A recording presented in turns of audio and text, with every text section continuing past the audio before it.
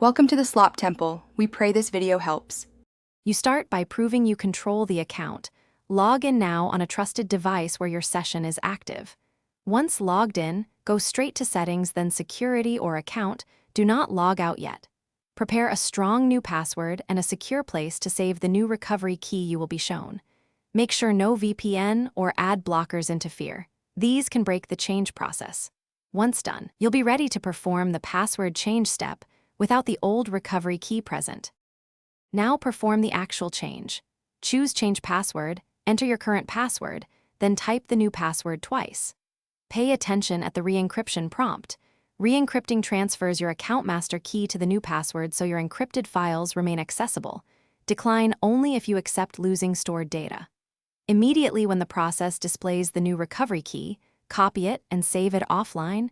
Print it or store in a hardware-encrypted note. Make sure the browser finishes the operation and shows confirmation before closing. Finish by logging out and logging back in with the new password to confirm success, and then update any saved passwords on other devices.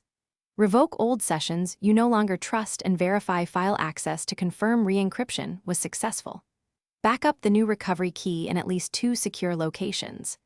If the change fails or files become inaccessible, clear browser cache, try an alternative browser or device. And remember, without the recovery key, you cannot recover encrypted data if re-encryption did not complete. Thanks for watching. Consider subscribing if we helped you.